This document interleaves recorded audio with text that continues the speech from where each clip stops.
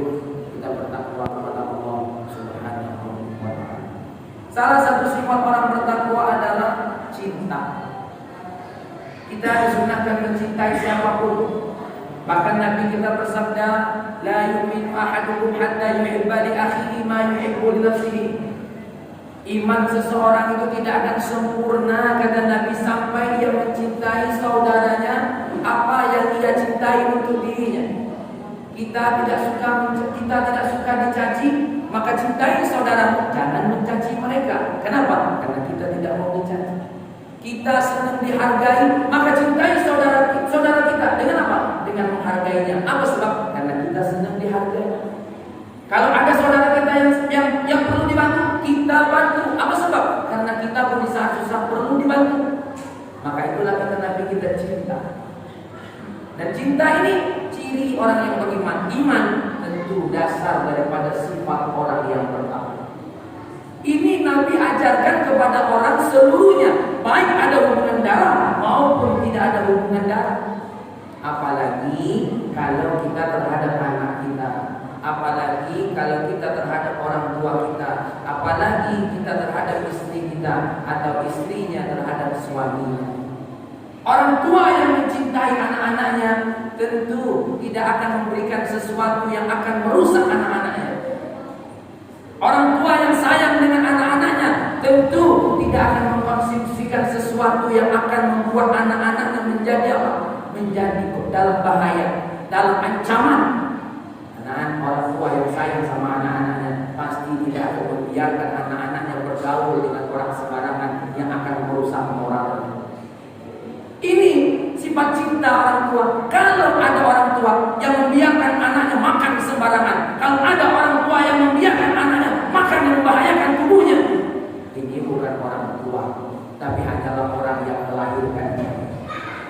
Sudah sifat orang tua gelisah kalau melihat anaknya susah. Sudah sifat orang tua gelisah kalau melihat anaknya memakan sesuatu yang berbahaya. Apalagi cinta ini kita kembalikan kepada Allah. Allah Subhanahu wa ta'ala zat yang maha pencinta. Di dalam awal surat kita baca dalam surah Al-Fatihah ayat pertama, Bismillahirrahmanirrahim. Dengan nama Allah yang maha kasih, maha sayang. Sifat Ar-Rahman tidak melihat iman. Beriman dikasih oleh Allah, tidak beriman dikasih oleh Allah. Sujud dikasih oleh Allah, tidak sujud dikasih oleh Allah. Di dalam kehidupan kita lihat ada yang kafir, bernapasnya sama dengan yang beriman. Dalam kehidupan kita ada orang yang tidak sholat dengan sholat, oksigennya sama diberikan oleh Allah, kesehatannya sama diberikan oleh Allah. Kasih sayang Allah begitu luas, tapi Ar-Rahim tidak Allah berikan kecuali orang-orang yang beriman. Apa sebab? Ar-Rahman, kasih sayang Allah cukup di dunia saja, tapi kasih sayang Ar-Rahimnya Allah tentu akan diberikan nanti bagi orang-orang yang beriman. Berbicara kasih sayang, Allah Subhanahu wa ta'ala sangat memperhatikan umatnya, sangat memperhatikan hambanya. Apa yang Allah halalkan pasti baik untuk umatnya, apa yang Allah haramkan pasti buruk untuk umatnya. Yang dihalalkan oleh Allah pasti bermanfaat untuk hambanya, yang diharamkan oleh Allah pasti berbahaya untuk hambanya.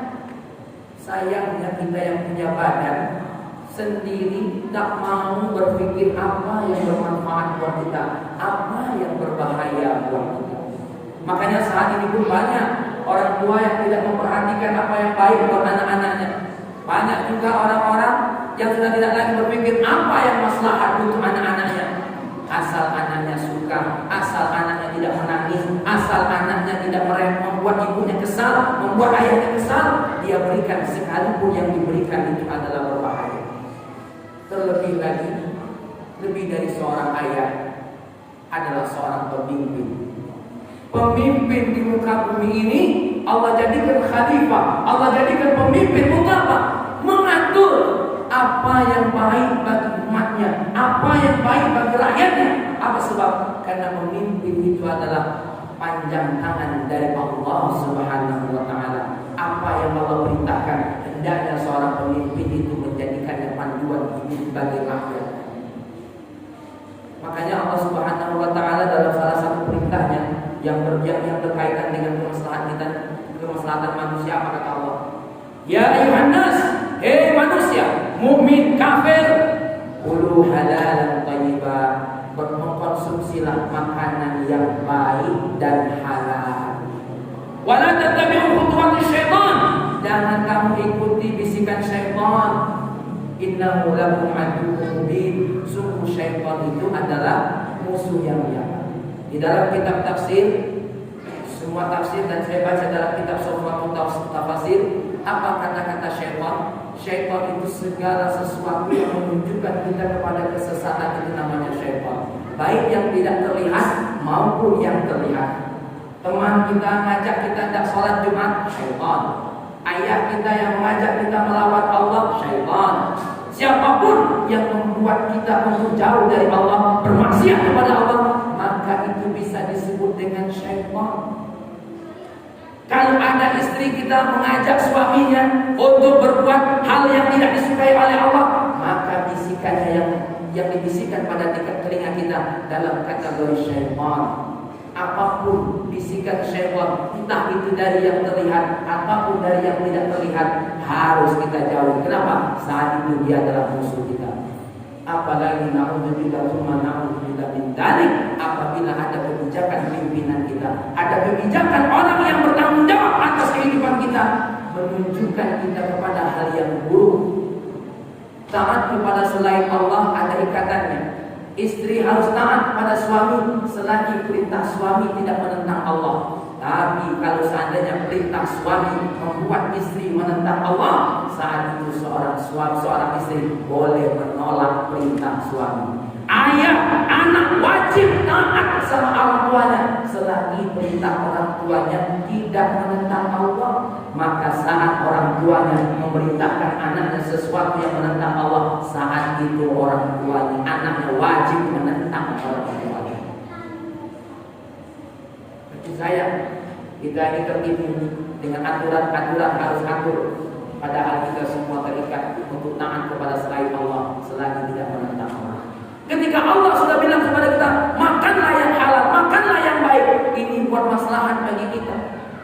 Salah satu yang diharamkan oleh Allah Subhanahu wa taala, atau beberapa amalan yang diharamkan oleh Allah Subhanahu wa taala, Allah sudah menanamkan dan menegaskan kepada kita, innamal khamru wal maisir wal ansar wal azlam rijsum min amali syaitan fajtanibuh. Dari ayat ini ada 4 yang diharamkan oleh Allah. Pertama, khamar. Yang kedua, judi. Yang ketiga, berhala. Dan yang keempat apa? Mengundi nasib. Gambarkan mengundi nasib itu ada sebuah anak panah atau kayu yang dikocok-kocok, hasil keluar kocokan itu menentukan apa yang harus kita kerjakan. Ini adalah amalan syaitan. Hati-hati. Apapun bentuk undian yang menentukan pilihan kita, diharamkan oleh Allah. Lalu apa pilihan kita? Tentu yang dihalalkan oleh Allah. Apa yang diinginkan oleh syaitan dari keharaman yang dilakukan oleh kita dari 4 perkara ini? Allah Subhanahu wa taala berfirman, "Innama ya'murukum bis-su'i wal fahsya." Apa yang diperintahkan oleh syaitan agar kita melanggar perintah Allah, melakukan maksiat kepada Allah, cuma kepengen keburukan kepada kita. Berbicara masalah khamar, tidak perlu pakai dalil. Semua orang tahu kalau minuman keras ini buruk untuk kesehatan. Kalau memang baik, mohon maaf, saya minta kepada orang tua yang ada di masjid itu, silakan kasih anak-anaknya minuman keras. Kalau memang itu baik, silakan. Dari bayi kasihkan sama anak kita, berikan itu sama anak-anak kita. Kalau memang menurut bapak, kalau menurut orang tuanya baik minuman keras itu, berikan. Sudah dianalisa baik kesehatan ataupun akal logika manusia tanpa dalil Al-Quran pun, khamar ini merusak kehidupan. Sayyidina Hamzah sebelum Islam mengharamkan khamar secara tegas 100% haram, gara-gara khamar dari lidah Sayyidina Hamzah pamannya Nabi sempat keluar kata-kata yang menghinakan Nabi kita Muhammad SAW.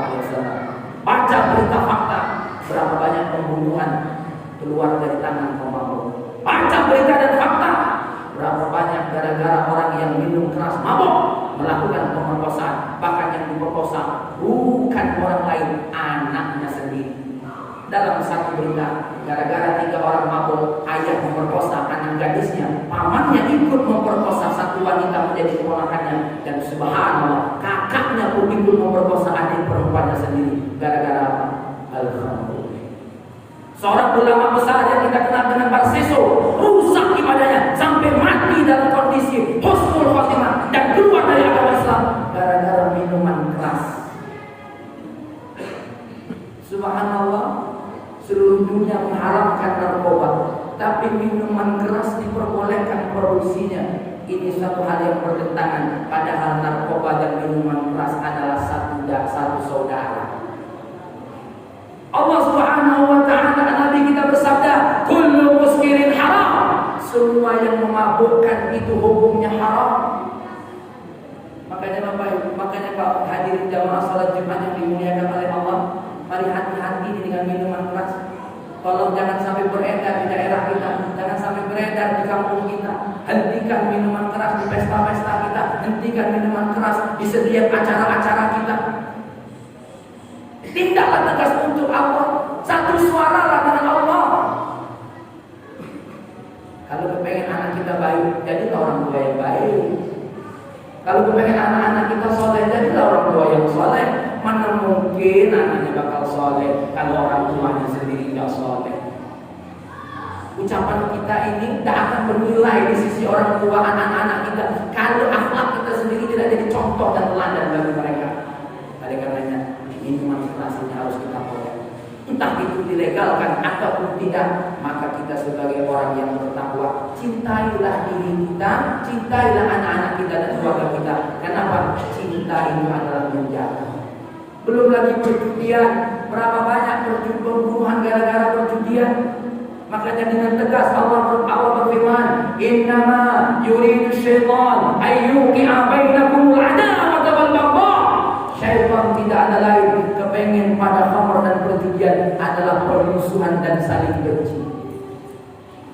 Tetangga saling bunuh, tetangga saling musuh, tetangga saling caci hanya gara-gara 2 perkara ini. Tapi yang paling penting dari apa yang Allah haramkan tadi, perhatikan. Minuman keras ini mungkin ada orang berkata, tuh dia mabuk tapi sukses, dia mabuk tapi kaya, dia mabuk tapi luar biasa. Ingat, sesukses apapun seorang pemabuk akan berhadapan dengan Allah. Kenapa? Orang yang mabuk tentu wa yasuddakum an dzikrillah. Apa yang Allah haramkan ini akan memalingkannya dari mengingat Allah. Lebih parah lagi, mana ada orang yang mabuk ingat sholat. Wa yasuddakum an dzikrillah wa anis shalah. Fa hal antum muntahun. Oleh karenanya hadirin jamaah Jumat yang dimuliakan oleh Allah, Allah Subhanahu wa ta'ala berfirman, qu anfusakum wa ahlikum nar. Jagalah dirimu dan keluargamu dari api neraka. Kalau kita mencintai generasi-generasi kita, tolong jauhkan rumah kita, jauhkan diri kita dari apa yang Allah haramkan. Terlebih lagi kalau ada berhala, kalau ada yang kita tuhankan selain Allah. Na'udzubillah min dzalik. Kalau kita dalam putus asa, kita mengundi-undi nasib. Kita mengundi-undi nasib, kita mengundi-undi diri kita. Nah, seolah-olah dia tidak Tuhan, seolah-olah dia tidak Allah yang menentukan kehidupannya. Dia tanya ke sana sendiri, ke sana kemari. Padahal yang ditanyanya tidak tahu nasib dirinya. Kadang-kadang kita datang kepada orang yang orang kita tanya dia tidak tahu nasib dirinya sendiri. Kita datang kepada dia untuk mengetahui nasib kita. Inilah kebodohan umat manusia. Kenapa tidak berdoa kepada Allah? Kenapa tidak meminta kepada Allah? Malah dia datang kepada orang yang dia sendiri tidak tahu nasibnya. Lebih-lebih, tahukah dia di surga atau di neraka? Na'udzubillah, tsumma na'udzubillah. Jamaah salat Jumat yang dimuliakan oleh Allah bukan sebagai seorang pembaca Quran, bukan sebagai seorang penasehat. Mari sama-sama kita jaga diri kita sendiri. Kalau mau silakan, kalau tidak mau pun tidak apa-apa. Faman ya'mal mithqala dzarratin khairan yarah wa man ya'mal mithqala dzarratin syarran yarah. Sebaik sekecil apapun kebaikan yang kita buat, Allah lihat. Seburuk apapun yang Allah buat, dari keburukan pasti Allah akan lihat. Kenapa? Semua kita ini akan bertanggung jawab di hadapan Allah. Bukan saya yang bertanggung jawab, tapi setiap diri kita akan bertanggung jawab di hadapan Allah. Saat itu saya tak bisa lagi menolong seluruh jamaah yang ada di sini, dan jamaah pun tidak bisa menolong saya. Tapi sebelum Allah menjemput dan mengutus malaikat Israel, sadarlah kita semua akan bertanggung jawab di hadapan Allah. Sebagai penutup khutbah ini, siapa yang memfasilitasi dosa, maka dia bukan cuma dapat satu dosa, tapi dia mendapatkan dosa dari semua orang yang berdosa atas fasilitas yang dia buat. Hadis Nabi Muhammad sallallahu alaihi wasallam, "Man sanna sunnatan sayyi'atan falahu wizruha wa wizru man 'amila biha." Siapa yang memfasilitasi suatu dosa, dia akan berdosa karena fasilitas yang dibuatnya, dan dosa orang yang menggunakan fasilitas itu akan menjadi dosa ini. Oleh karenanya, dari setiap acara pernikahan keluarga kita jangan ada dosa. Semua orang yang dosa pada setiap acara yang kita buat akan menjadi dosa kita. Na'udzubillah, tsumma na'udzubillah. Baik kawan itu, kalau seandainya memang kita berpaling dari Allah, sesungguhnya apa yang saya sampaikan sama seperti hal yang disampaikan oleh Nabi kita, hanya sekedar menyampaikannya, sisanya kembali kepada kita masing-masing. Barakallahu wa lakum bil ayati wa bil hakim. Aqulu qawli hadza wa astaghfirullahal azim innahu huwal